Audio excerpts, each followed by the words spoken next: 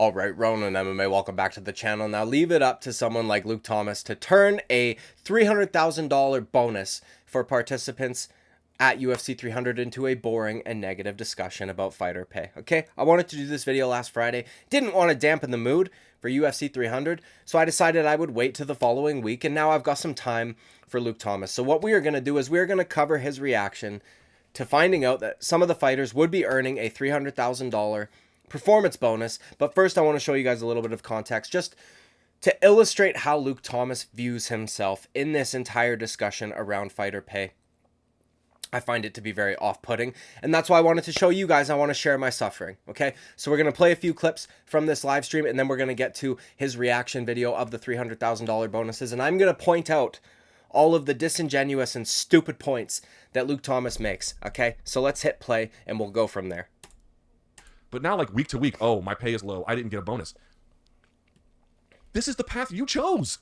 I don't mean just signing, to go fight MMA. I mean, like, there's still people in the organization who had a chance to join the union, and we're like, no, I'm not doing that shit. Well, buddy, welcome to the desert of your reality.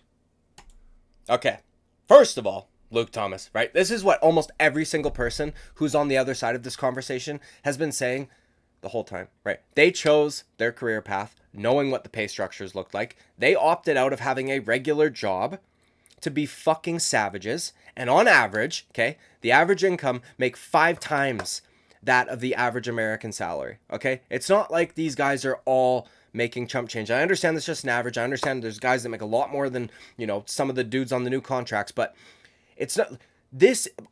It's just we've been saying this the whole time, dude. They chose this, right? They made their bed, they lay in it, right? It is what it is, okay? Also, motherfucker, not everyone shares your worldviews, okay? Unions are not the end-all, be-all. They are not the solution to literally every single problem that exists, right? They have their cons along with their pros, much like everything in life. One of those cons, in my opinion, being individual autonomy, which to me is pretty important, okay? If your union decides to go on strike, right, and you don't want to, they maybe had a vote even, maybe the majority of people want to, you are now on strike.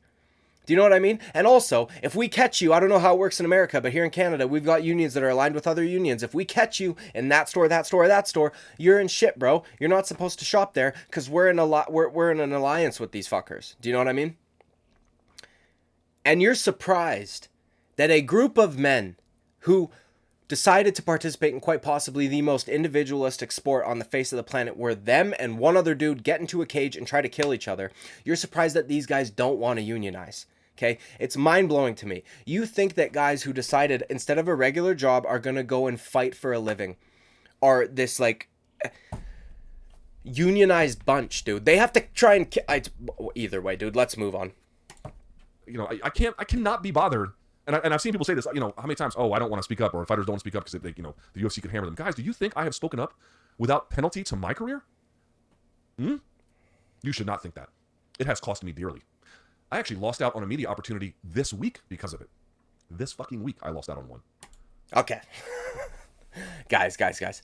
We've all got to show a little bit more attention, or appreciation, pardon me, for Luke Thomas, okay? Because Luke Clarendon D. Thomas died at the altar for our sins. His career has taken many hits. He has penalties to his own career for covering a topic that he, as a grown fucking man, decided to cover, okay? It's honestly gross to me, right? Bitching about not getting praise or, like, having people recognize how much this has costed him, right? It reminds me of somebody who will, like, give food to a homeless person and then be upset when they don't say thank you because that cheeseburger is not a fucking crack rock. Do you understand what I'm saying? Like, the entitlement of self-importance, entitlement is insane to me here. But we're going to move on. I'm going to jump ahead a few seconds. Fucking coward. Because I haven't. So you can... We'll go from here, my bad boys. Miss me with the, oh, something bad might happen. Don't be a fucking coward. Because I haven't been. And I'm not going to be lectured by anybody. I don't give a fuck what they've done in any cage about what manliness looks like and what toughness looks like if they're privately bitching about their pay and then the manager comes crying to me, but they don't ever want to say anything. That's coward shit. It's coward shit. And I'm over it. I'm fucking over it. I'm so... Okay. It's fucking coward shit, boys. Now, I like how he cannot realize the difference between, like, him missing out on a media opportunity, which, by the way, Maybe it was because of his coverage on the fighter pay subject, but I mean, that's what he attributes it to. But could it just be that he's a fucking cunt, right? And seems like the least fun person to be around of all time. The kind of guy that would talk about fire codes at a family gathering or something like that. Like this, it's mind-boggling to me that maybe it was explicitly said, although I highly doubt it. We are not letting you do this because of your coverage on fighter pay. I highly doubt somebody ever said that to him. I feel like he attributes it to that because of the way that he covers certain sections of the sport. But again, dude, to me, this still of him is phenomenal, by the way. An undesirable person to be around. I would not want to spend 10 fucking minutes with this guy ever. He seems like the least fun person of all time, right? But either way, comparing that opportunity that he lost out on to what could potentially happen to a fighter that was to go all out and attack the UFC on their pay structure and what have you is mind-boggling to me and lacks empathy, which is expected from somebody like Luke Thomas, okay?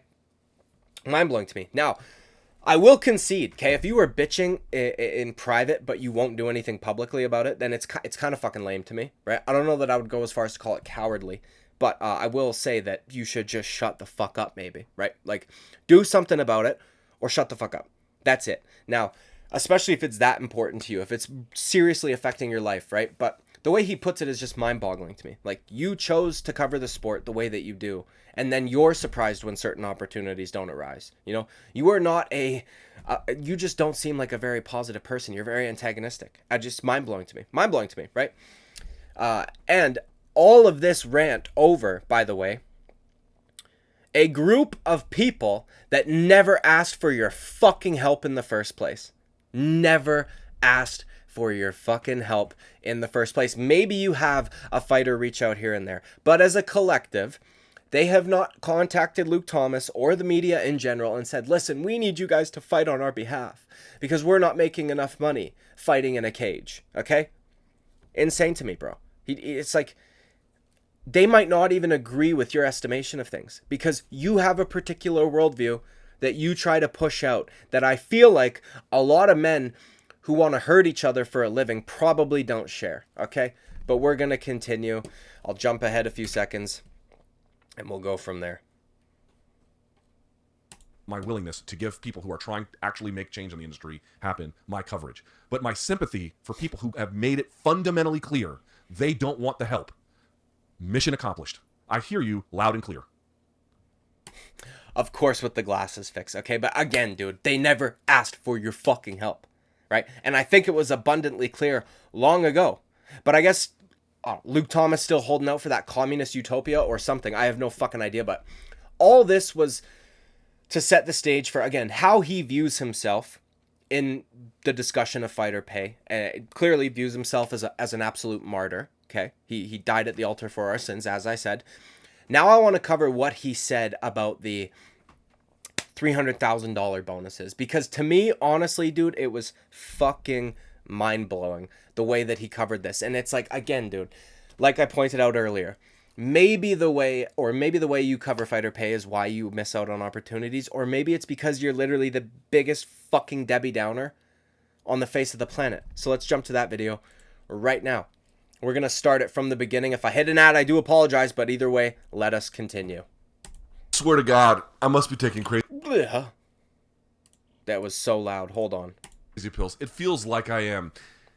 Okay, let's talk about this. Did you guys see the press conference yesterday? Dana White is asked by MMA Junkies Mike Bonner if there's going to be $300,000 bonuses, post-fight bonuses, for this card because it is, in fact, UFC 300 at the UFC 300 press conference. And Dana White says yes. And jubilation was to be had in the audience and certainly online. And I noted on Twitter, though, that, like, listen, don't get me wrong. I didn't quite say it this way. I'll put the tweet up. You can judge for yourself. It does.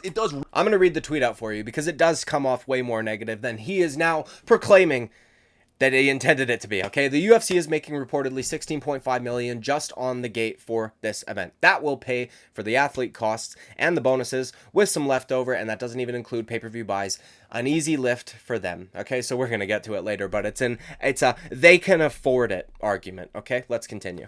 Read it more negatively than I intended it. But listen, this was my point. It was like the reports on the gate from Sports Business Journal are that the gate, by just alone, is going to be the third highest gate in UFC history at that venue, $16.5 million. Just on the gate alone, they can pay the entire athlete costs, plus these bonuses, and still have money left over. And people lost their mind. Okay, so once again, dude, leave it to Luke Thomas, okay, to raise the injustices and wealth discrepancy when he finds out that fighters have an opportunity to make an extra $300,000, okay? Like a house, dude, okay? Now, not in Canada, but, you know, elsewhere. Anyways, he brings up the gate and shit, right, which I do want to touch on. But I want to get through this next part first because he says something that, dude, the irony is like fucking 10 ingots deep, okay? Over this, guys. Can we please, I'm begging some of you to please think past stage one. Now, first of all, okay, please think past please think past the first stage or stage one, right? Guys, I'm begging you, he says, please, right? Something that he asks of his audience, yet he can't seem to do himself, right? When he brought up the gate, and then all he brought up was fighter salaries and bonuses, and then says, well, they'll still have money left over. Okay, so number one, I think that Luke Thomas would only ever be happy with the UFC if they made no money. They need to make zero money. In fact, I just hit my bike. They need to go out of fucking business in order for Luke Thomas to ever give the UFC praise for something. That's the only time he will ever do it. Okay, but number two. Now, fighter salaries were leaked or whatever for UFC 300. I added them all together and I found like a common theme amongst many sources. They all seem to be relatively the same. It was around $7 million in total. Okay, just the purses, right? Then, and by the way, none of that's including pay-per-view points. This is all flat. Like this is what they made for the night, show and win or what have you. Okay. Add the $1.2 million on top of that. We're at over $8 million, right? 8.2 to be exact. Half of that gate, okay? Half of the gate, which, as I said just a second ago, already half of the fucking gate. Now, factor in that the UFC pays, think past the first stage, Luke Thomas. UFC pays for all the promotion, all the advertisement, the hotels, the flights, other 500 staff members. Dana White said at the press conference, they have over 500 other staff members renting out the venue, literally fucking every single business expense the UFC covers. They bear the burden of that cost every single time. And we want to pretend like the fighters making half of the gate is unreasonable. Okay. Either way. And you know, it just, not that, you know, the bonuses couldn't just be a nice gesture, right? It had to be a part of this whole broader topic of fighter pay, even though it's a bonus, bro. We're not talking about fighter pay at large. This is a bonus. It's extra by definition. Either way. I'm going to skip ahead. We'll press play. I can't even believe that I have to make a video like this, but here we are, and I have to make it, so I might as well. Folks. Okay, first of all, you don't have to make it, Luke Thomas. Save your complex. The way Luke Thomas covers this situation, I've said this in live streams multiple times. I don't know if anybody's going to understand the reference, but I'll say it anyways.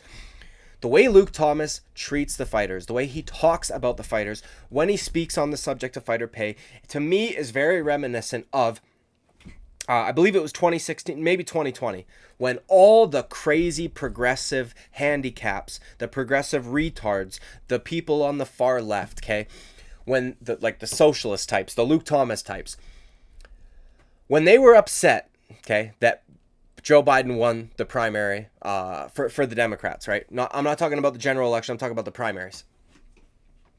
All of the progressive left was going off on the black population because turns out black people don't really like socialism all that much, or at the very least not the vast majority of them, okay? So they didn't vote Bernie Sanders. And then you hear all these people who claim to be, you know, these progressives talking about how they were low info voters. They don't know what's best for them, blah, blah, like as if they're their fucking pet or their toddler. That's the way Luke Thomas sounds to me, right? The way that this is the way he talks about the fighters involved in this. He acts as though they're children.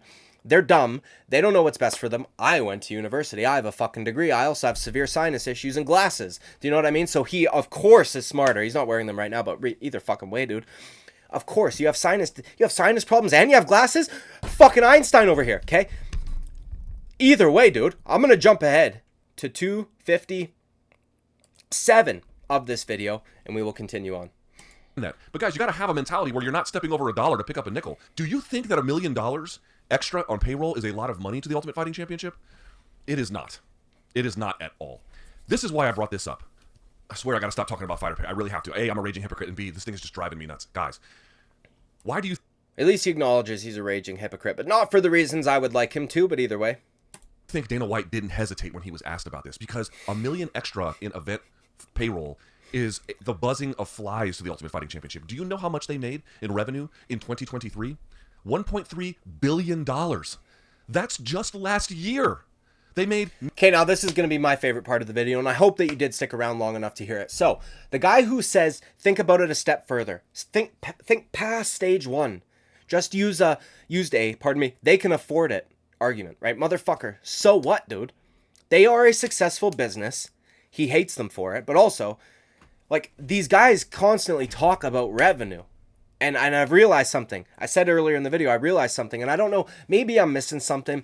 Maybe my math ain't math. And if you're some business expert, let me know in the comments below, bro, that if where I fucked up, okay? But listen, I want to point out before I get into that, Amazon, if they wanted to, right? If they wanted to do a 50-50 rev split like Luke Thomas wants the UFC to do, they could afford to pay every single employee on staff in the United States of America $175,000 a year. Nobody ever advocates for them to do so. And I understand people get triggered when I compare fighters to a regular job, but it boils down to the same fucking thing, right? They're both businesses. The business can't function without the fighters, the same way Amazon can't function without all their employees, right?